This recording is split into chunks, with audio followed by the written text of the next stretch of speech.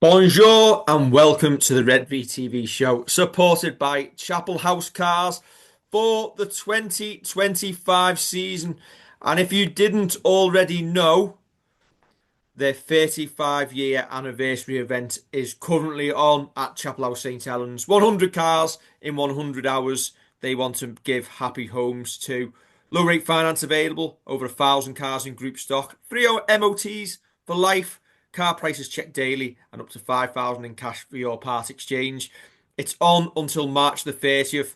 Get down there, Chapel House St Helens or Chapel House Warrington if you're a Warrington fan who is still watching us, seeing what we're saying about you. Get down there and the team will help you out. Draymond. Good afternoon, good evening, Kevin. Good afternoon, good evening, and welcome. Thought you were going to start doing a David Frost on me then. Bonjour, David. Comment ça va? Come see, come ça. Come see, come ça. I knew that was going to be the answer. Um, Très bien. yeah, how are you? You all right? Yeah, yeah, all good, all good. Watching from home this weekend, aren't we? Unfortunately, so yeah, we are not one of the planes, trains, and automobiles lot this time.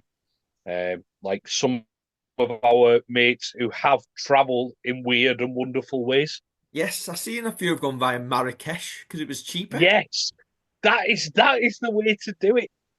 Fly to Marrakesh, then fly into Perpignan. What a way to do it. It really depends on whether they left Marrakesh airport or not. Yeah, well, true. Anyway, Kev, we will get straight into it because we've got other bits to discuss as well. So, squad news. Yeah, just one change where Curtis Sirenen drops out and is replaced by Joe Batchelor, who has recovered after getting head knock and missing last week. Yes, don't believe it's an injury. Personal reasons potentially keeps Curtis out this week. So hopefully he'll be back next week for the cup game. But maybe good to give him a week off anyway, let him freshen up.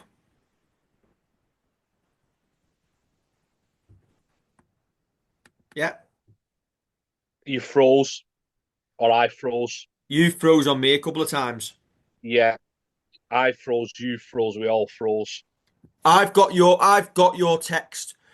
So I've just turned round and said about maybe potential personal reasons, not an injury, back next week.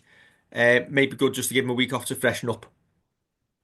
Okay, I'll let you come back in. I'm not even going to edit it. okay.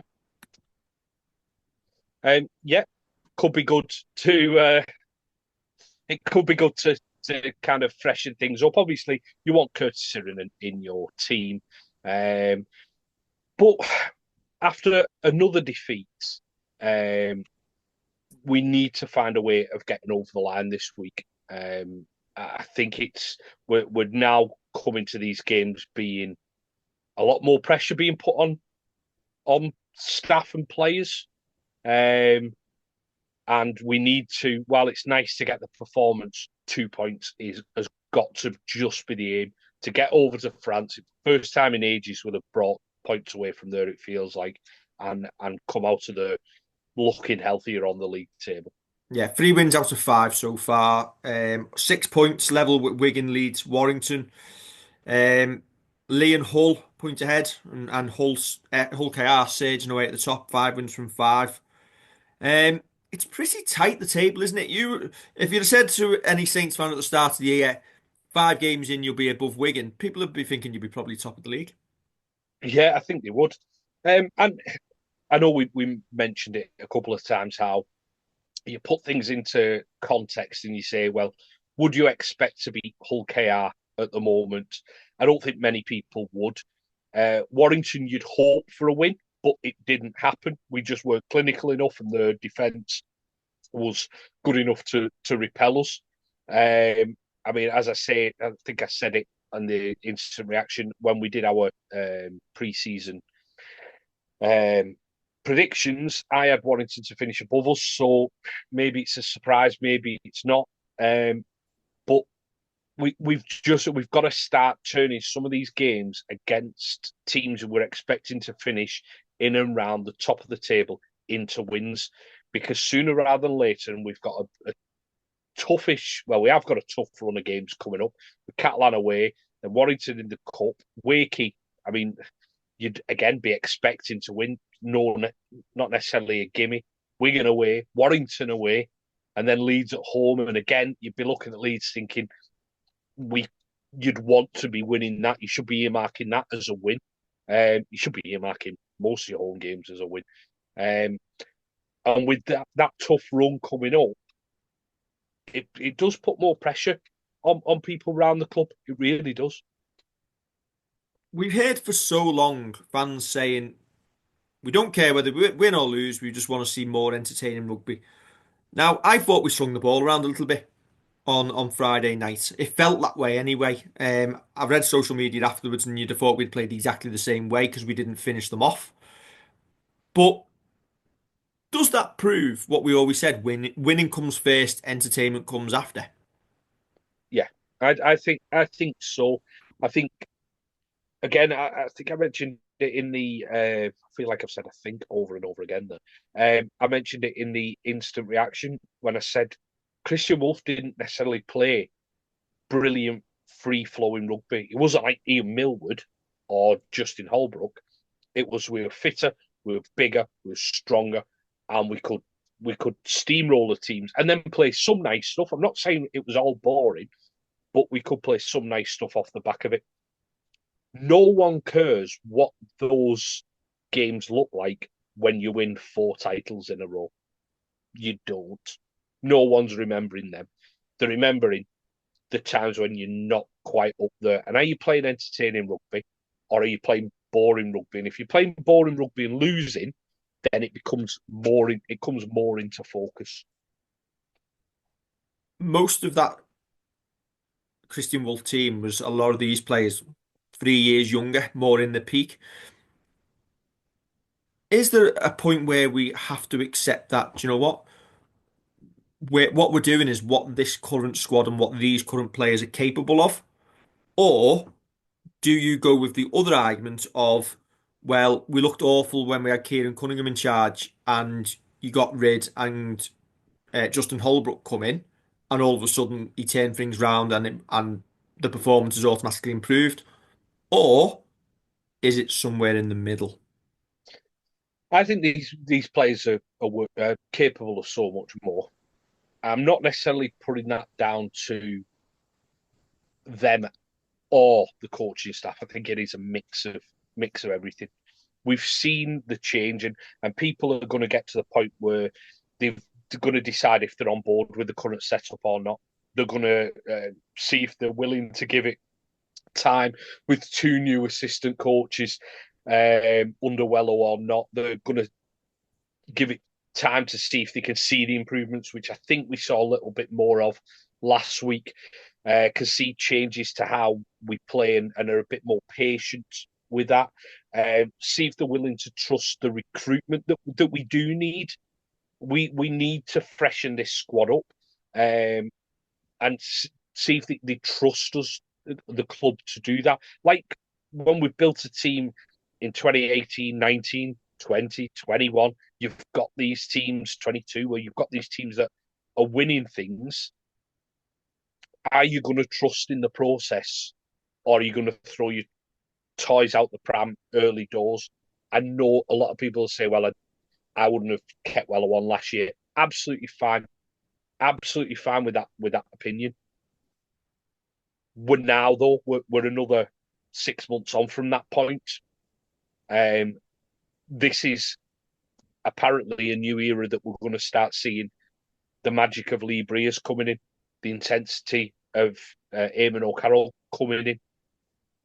You've probably got to give that a bit of time, because I don't think that this necessarily all falls on one coach, because you're seeing little bits of changes. So I think you've got to give them time. They might not necessarily all get that time, and I get that. But if we don't see those improvements keep on coming in increments, in leaps and bounds, where there's a bit more each week. I'm not saying building up to a grand final where we end up playing like the Harlem Globetrotters or anything like that. But if you're not seeing that improvement, then I completely understand why fans would start getting a little bit disillusioned with things. There is a lot of talk, and it's not just on social media. You're hearing it on the terraces as well. Fans are talking, and a lot are pinning some of the performances on Johnny Lomax in the halves. Yeah. Obviously, he's been such a stalwart for the club, fantastic player for us, but time waits for no man. He's obviously right at the twilight of his career. I was saying on the fan reaction that I just don't see a situation where you drop your captain. Whether that's right or wrong, don't see it. But then equally, I look at George Whitby being in that squad, and at some point during this year, regardless of how Johnny plays, good or bad, George Whitby will need game time at some point to Yeah. integrate him. When will that right time be? And if he comes in and does well, does that create a problem? If he comes in and does well, it does create a problem, but also you're not going to leave him in for a full season. Um, I don't think you can just drop a young lad who's played once for the club into a full season. You've got to do what's right for George Whitby. You can't just throw him in because fans want him thrown in. I tend to agree with Johnny and Tristan as well to this. So Tristan being an our NRL signing with hopes pinned upon him. I almost don't see them being dropped, so to speak. But if they, both of them, either of them, can't do what we need, then a decision has to be made. You've got Moses and Bai in the squad who can play seven. You've got George Whitby in the squad who can play seven. If you need to change it up a little bit, then you need to do it. You need to make them strong decisions. We've talked about in the past how our recruitment is it going to start getting better and we're going to start being less kind of compassionate to players who've done it for us in the past and keep them on longer deals? Are we going to get better at knowing what time the right time is to change things up? Well, we need to do that on the field, not just in contract talks in a boardroom.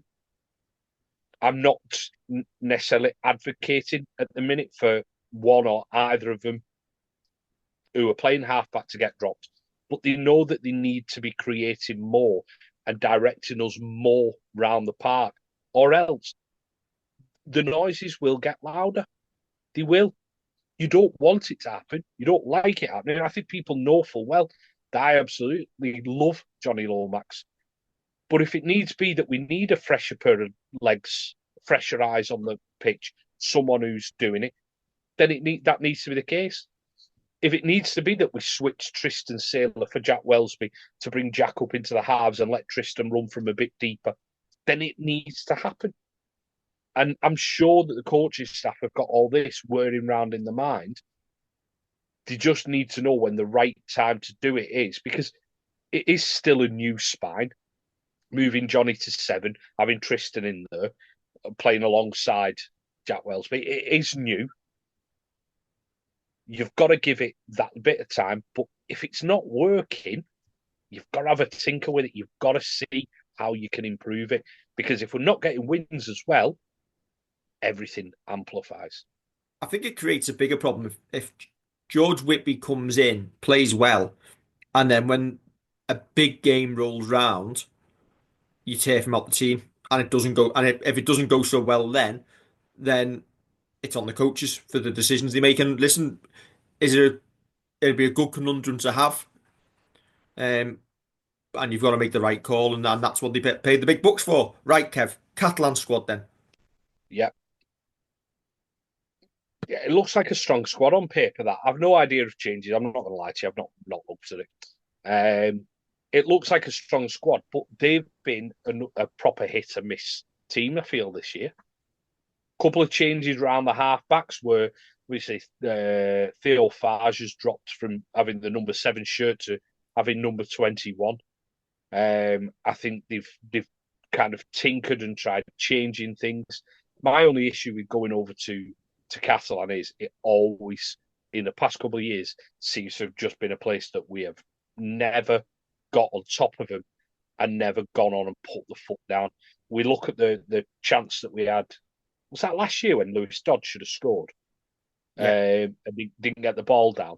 Um, you look at moments like that, and I think this is what we spoke about again, instant reaction show, that you've got to be clinical. You've got to finish the game off. You get a chance, you make it happen. They will always try and get you into some kind of arm wrestle. Keep your discipline. And I don't necessarily just mean no penalties, no high shots, no yellow cards, red cards.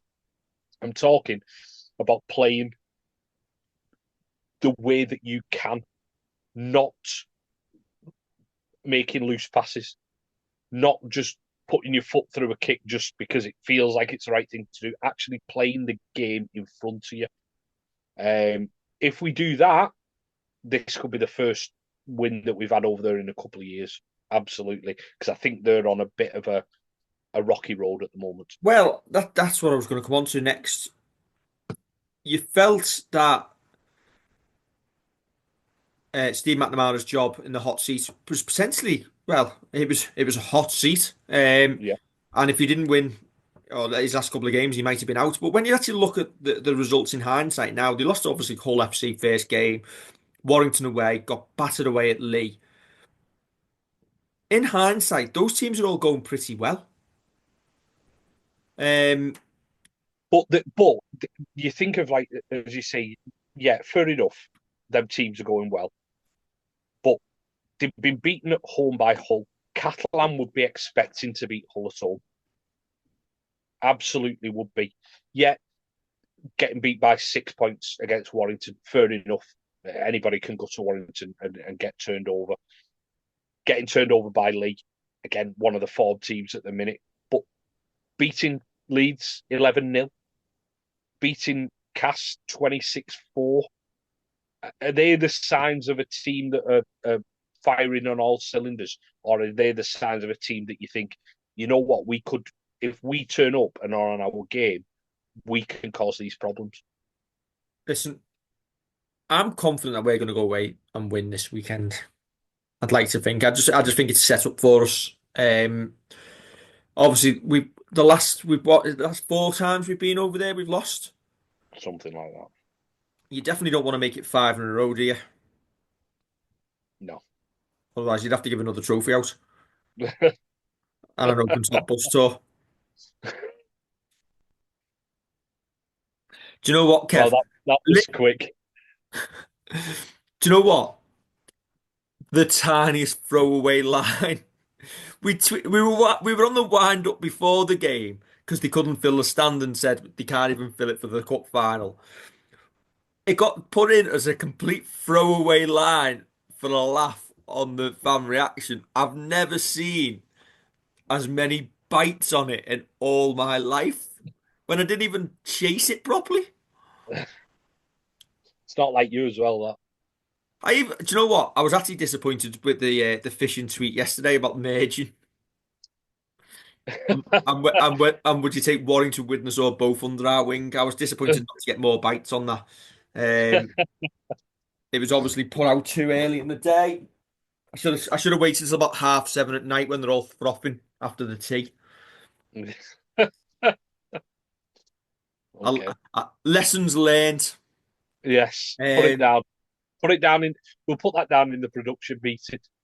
There is no Genuinely, there production. are far too many of them who take what we do far too seriously. And how long has Redvee been doing it? 22 years as of yesterday.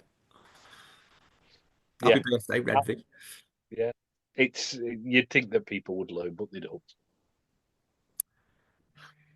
Do you know what? It's like, is it what's the saying? Shooting fish in a barrel. Yes. Anyway, another cup final for them next week.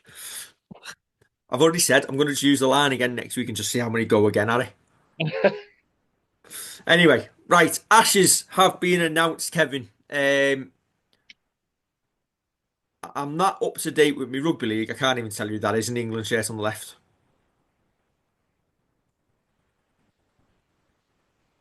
Good. I'm not going to tell you. And I don't really care either. Who I'm is not it? going to tell you. I'm just going to. I'm no. I'm not telling you. Oh well, okay. See, that is my interest in international rugby league. But Do you know? anyway, I am Do still one of you the know who the? Do you know who 30,000. the fella is? Do you know who the fella is in the Aussie jersey? Cleary. Well done. Have we just picked the other fella because he looks like him? No, but he does play in Australia, so that's probably why. Oh, that's why I've got absolutely no interest in the NRL. Who cares? Anyway, we're selling these ashes, aren't we, Kevin? You are, yes. This was meant to be promotional. Anyway, ashes have been announced. Wembley first up. The Everton Stadium, which might be known as the Qatar Airways Stadium by that point, and Headingley for the third test, which will probably be a dead rubber when we're 2-0 down. Wow. Really selling it again. Anyway, 30,000 people have pre-registered for tickets. The excitement is building for the Ashes.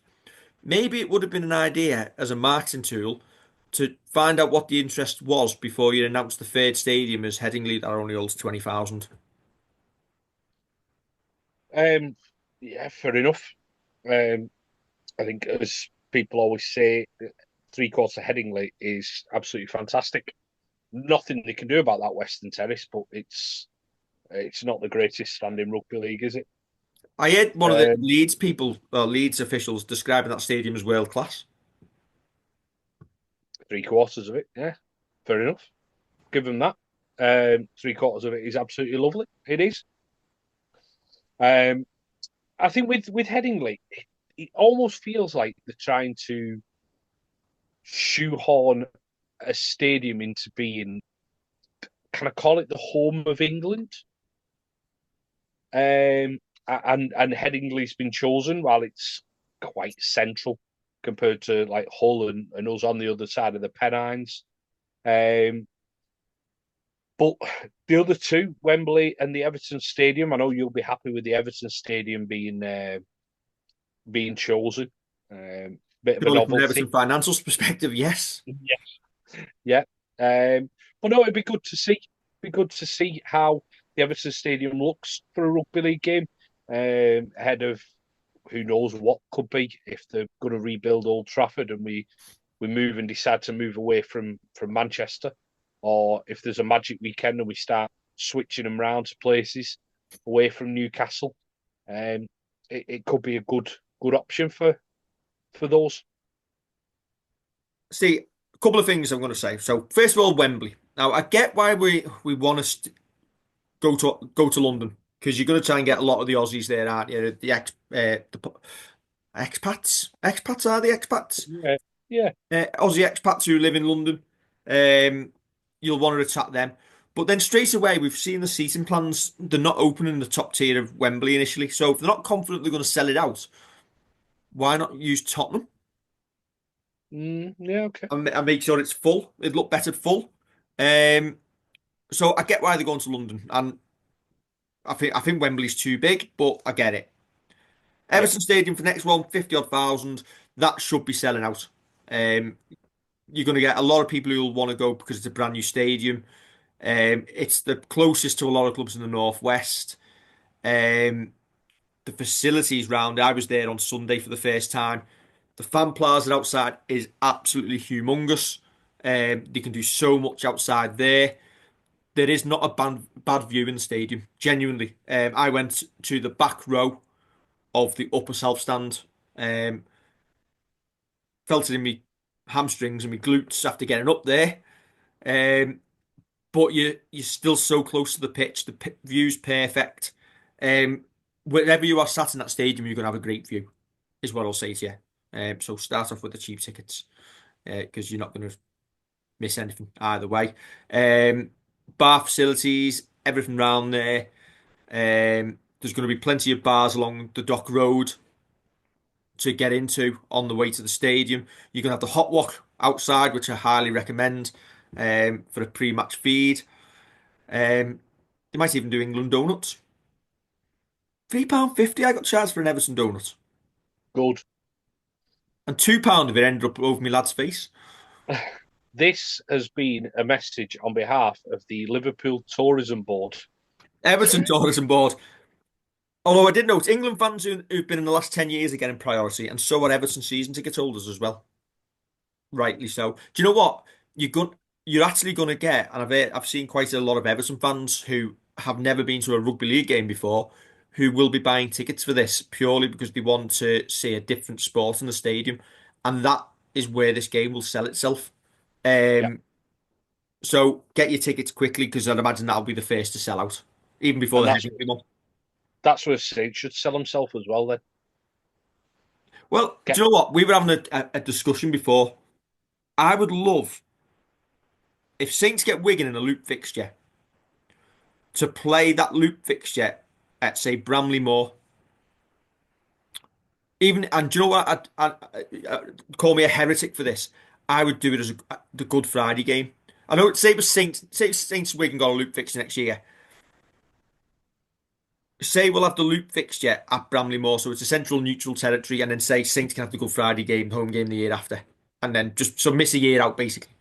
And sell the Good Friday game as trying to get the biggest Good Friday attendance in whatever, 40 years, 50 years, whatever it is, to Saints and Wigan fans. Sell it as the pinnacle of Super League and try and get 35, 40,000. Try and sell the place out. Um, that would be good for the sport. I know we could do on the road fixtures. They look at Dublin and whatever and Barcelona. You've got Liverpool on its doorstep. Wigan would sell just as many tickets to Scousers who'd want to support Wigan over St Helens. Um, you could sell the place massively. I think it'd be really good from listen Magic Weekend, Saints Wigan there on Magic Weekend. Um, it's completely set up for it. In terms of a grand final, it's 53,000, but you'd sell every seat because you've got the two big screens high above the stands, so you wouldn't lose any. You wouldn't lose anything in terms of having to do divides or putting screens over seats, and you'd sell out. And at what point does a sellout and a spectacle look better than 5,000 more, but 5,000 empty seats? yeah, and it's a fair enough. It's all fair enough points. I think you always want it to be a sellout. Yeah, you want it as big as possible. I think the thing is, you want to make these events, and the Ashes should be this, as a hot ticket event. You need to be there. This is one of the events of the year. It's probably why Magic Weekend's taken away from, say, the Challenge Cup final, and whether you can put that genie back in the bottle, I don't know. I like the fact that that past minute or so that you've been talking was all based on me saying on the phone to you, I'd do Saints in the City. Yeah, Play 1 year at Anfield, 1 year at Everton. You play the Anfield game in our home shirt because it's white and red, and then you make sure you've got a blue away shirt for the season that you play at Everton, and that's how you do it. And you keep on just going back and forward, and you commit to it for 10 years. But there's ideas whether, and listen, that was a lunchtime idea from me that popped into my head a couple of years ago, and it's just stuck in there. But there's ideas there that you can grow the game, and you don't necessarily have to keep going abroad. You don't have to keep going well outside your postcode to do. It's on your doorstep. It's literally a train ride. How long does it take you to get into Liverpool on the train? from 10 minutes? Lee Green, if you get the right train, 11 minutes. There you go. So you're And straight into Liverpool well, City Centre. I did it on Sunday. So listen, I know people might have been seeing the Sandhills issues with the trains, which there are issues at the moment. But it was 11 minutes to uh, from Lee Green to Lime Street. I timed it at 32 minutes with kids in tow from Lime Street to Bramley Moor. Yeah. You've even got a Costco on the way where you can stop for a £1.50 hot dog and drink to break up the But journey. yeah. But on going back to the Ashes, they need to keep on pushing and pushing this. Not it just be a right, we've got our tickets from your hardcore fans. You've got to keep selling this. You've got to push it. This should be the pinnacle of our sport. Forget state of origin, where it's just two regional teams playing each other. Um, this has got to be the pinnacle. England or arguably Britain. I mean, I don't know how many other players will get in. Any Scottish, Irish, Welsh heritage players will get in. But Great Britain versus Australia, and I've seen loads of clips shared over social media over the past like couple of hours, couple of days of old classics, seeing the likes of Adrian Morley playing against the Aussies, showing great tries, showing great moments. We should be pushing this. Heavy Farmworth. Well done. You could walk past me in the streets and I wouldn't recognise him. Fair enough. Well, you would now. I would now. Where was he born, Kevin? Burnley. Correct. See, you can tell how much Who does he play? NRL I watch. Who does he play for? Dolphins. Who coaches the Dolphins? Christian Wolf. Well done. See, you do know Anyway, about the NRL. right. Headingley, by the way, it genuinely feels like they've picked the stadium because there's a fear that it'll be a dead rubber. If you've got your pessimistic hat on it, yeah, it could well be a dead rubber. Either way, I'd have gone to Hull. Okay, is that just because it's bigger? Bigger, and I'd have made Hull KR. Well, Hull KR. I'd have made Hull K-Com Stadium, whatever you want to call it, the third game, and on that poster I would have had Mikey Lewis. Yeah, he probably doesn't need Mikey Lewis to sell it over in Hull. I get why. I get why you go to Hull. I think there's probably a good couple of places that you could choose that were, I don't know, would you call them a newer stadium, more traditional bowl type stadium? Stadium with a roof. Yeah, it's that Western Terrace. And you know what? I'm sure if they could do something about it, they would. They absolutely would. But at the minute, it just as it stands, all I can remember is looking at the Saints fans twice last year getting absolutely hosed on in that Western Terrace. I remember somebody telling me it wasn't the away end that, despite that's where you got your tickets from Um, your. if this series is 1-1, that is going to look like an absolute shocker of a decision. Is it? Is it? If you potentially got 30,000 people who can't buy a ticket, you would. But is that not making it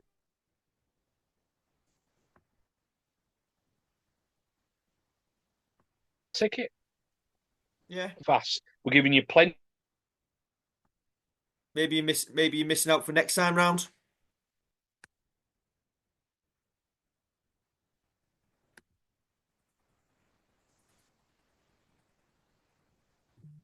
Is it not just making it a hot ticket? You froze. Oh. Oh, you froze, but yeah, it's making it a hot ticket. Anyway, see, I can't be bothered editing tonight. Or we'd have redone that bit. But anyway, Academy Tour, taking centre stage forum is being held on Tuesday, the 8th of April, starting at 7:30 at the Totally Wicked Stadium. Harry Robertson, Paul Lachlan, Mark Percival. Tickets are £20, including supper. Tickets can be purchased via Dave Howarth on 07908 646 569 or email davehowarth51@gmail.com. Don't call him next couple of days. He's in Perpignan watching the Saints. Drop him a text or an email and he will get back to you as soon as he can. Excellent.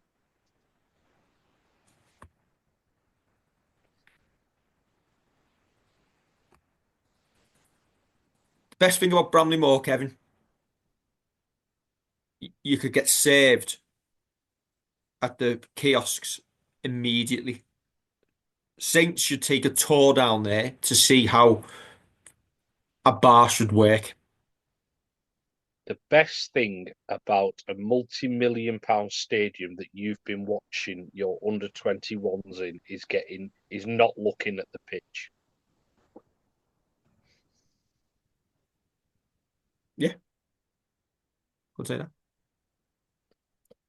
Although, yeah, it is class. Oh, fair enough. As I is know. my season ticket seat. Well, that's I know it's class, or I've heard that it's class because I've had to listen to you banging on about it for weeks and weeks and weeks. So I think I've done a tour of the stadium and I have not set foot in it. What I would say is, for a game in November, make sure you buy a big coat, Yes, good point, well made. especially if you're planning on walking from town Yeah. down to the stadium. You will need a big coat. Right, and as a rugby league fan, get onto your Metro Mayor, Steve Rotherham, and tell him to sort the transport out as well.